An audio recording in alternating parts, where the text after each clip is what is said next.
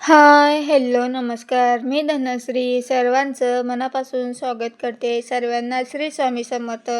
बघा, माझे कामं सुरुवात झालेली आहे कामं करायला. तर पहिले म्हटलं की आपण बाहेरचा वटा धुवून घेऊ, मग नंतर आतमधलं धुवून म्हटलं. मला पण गॅस वटा घासायचा होता. पाणी पण आलं होतं नळाला. त्याच्यामुळं मग मी काय केलं, डायरेक्ट नळीनेच गॅस वटा धुवून घेतलेला आणि दीदीला इकडे लावलेलं होतं संडास घासण्यासाठी. मला वेळ नव्हता त्याच्यामुळे मग तिला सांगितलं होतं की संडास घास म्हणून. सण मला स्वयंपाक पण करायचा होता अजून. सण मग तिने संडास वगैरे घासून घेतलं आणि मला इकडं कुकर लावायचं होतं भाताचं. एकला ते जेवणाला येणार होते आमच्या इथं. तर मग म्हटलं पटकन स्वयंपाक आपण करून घेऊया आणि नंतर मग कसं निवांत आपल्याला बसता येतं पटकन. मग इकडं भात वगैरे झालेला होता आणि नंतर मला मसाला पण काढायचा होता अजून पण. तर मी मसाला काढलेला नव्हता. चला म्हटलं मसाला वगैरे काढून घेऊन नंतर मग आपण भाजी वगैरे टाकू म्हटलं. तर मग मी भाजी वगैरे पण टाकायला घेतलेलं होतं. भाजीचा पण प्रश्न येतो की काय भाजी करा काय नाही म्हणून सण.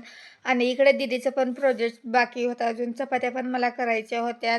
शाळेमध्ये पण तिला प्रोजेक्ट द्यायचा होता अजून सण. तर मग मी कणिक मोडायला पटकन घेतलेलं आणि चपात्या उरकून घेऊ म्हटलं पटकन. मग कणिक मोडायला मी इकडे घेतलं आणि पटकन भिजून वगैरे घेतलं. त्याच्यामध्ये दादू पण मला उमजू देत नव्हता.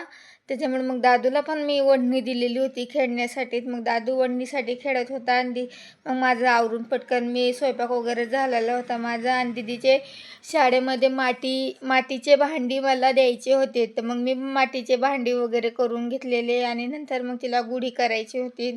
तर गुढी पण मी करली होती.